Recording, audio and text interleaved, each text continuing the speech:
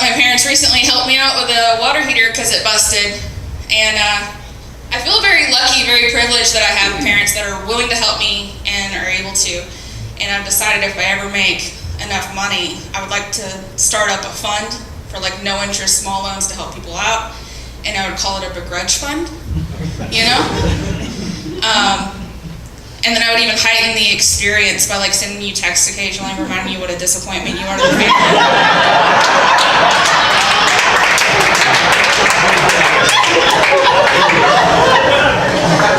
It sounds like a terrible idea, but like on your birthday, I won't even contact you.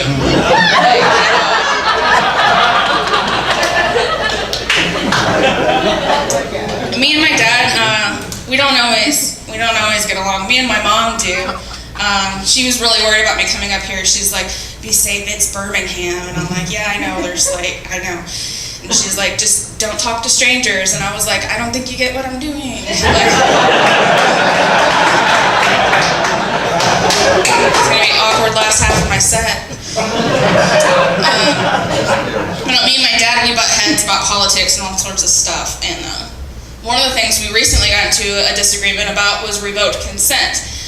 Which terrifies me if there's anybody in the audience that doesn't understand. But, you know, if you're having sex and the other person decides they want to stop having sex, what do? You stop.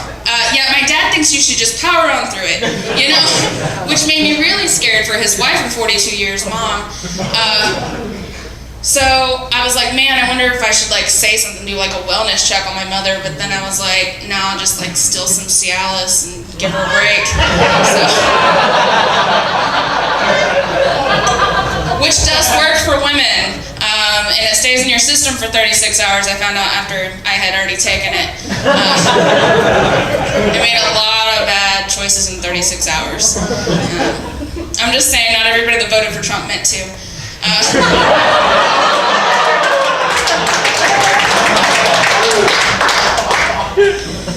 Oh man. No, like my goal with comedy is just to become the Eminem of comedy, you know? Like I want to do well enough to where my parents sue me for defamation, you know? My dad comes out with a comedy album in rebuttal, you know?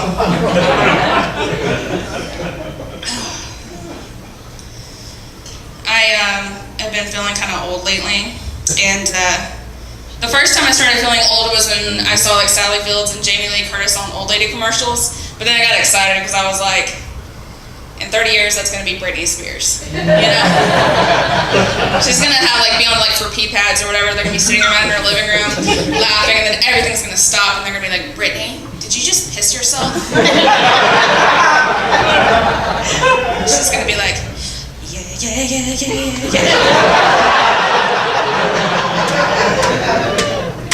I think I did it again. That's not a bad impression of Britney Spears, I don't think. You know?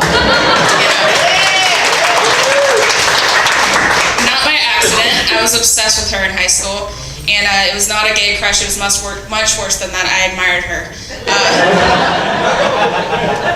But I do have a celebrity crush you guys might know. You guys know Jillian Michaels? Yeah. For those of you who don't know, she's a tiny little evil lady on The Biggest Loser that yelled at fat people. And I just remember watching the show and thinking, like, how much weight do I need to gain to get on the show? Love to be turned on and lose weight at the same time. It worked in basic training.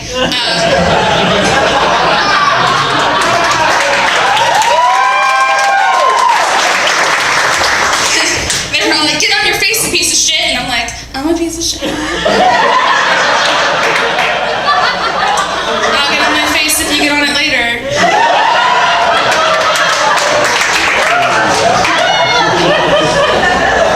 Other tradies would be like, "Hey, Trainee Harris, what are you doing?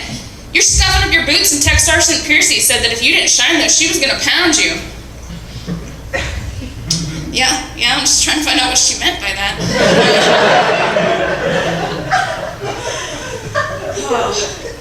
I do what I do for a living is I deliver food, which is fun because like in public people will be like, "Hey, you look familiar, I know you," and I'm like, "I do stand-up comedy," and they're like, "You deliver food." I'm like, "Yeah, that's me." But I listen to a lot of music. like a month or so ago, I was listening to Cardi B's Bodak Yellow a lot. So much that I started imposing my own life experiences into it, like when I would sing along to it, you know? Like, you could fuck with me if you wanted to. These are old, these are hand-me-downs, these are my mommy's shoes. If I see you and we don't speak, I'm most likely scared of you.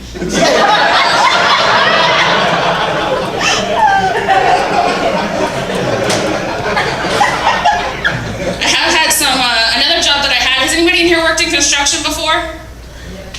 Okay, a few people.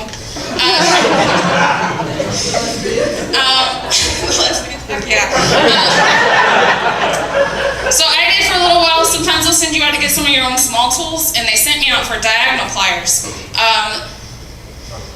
Yeah, he knows where this is going. Okay, so the thing about diagonal pliers is that's not what they call it on the job site, and that's not what they told them when they told me. So can somebody holler out what they're called? I heard a whisper. I heard it whisper. Dykes. Okay. Yeah. So this walked into Home Depot, and they're like, "Man, can we help you find something?"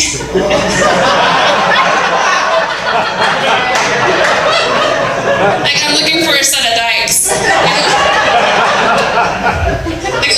There's a couple over in lumber, but I'm pretty sure they're together.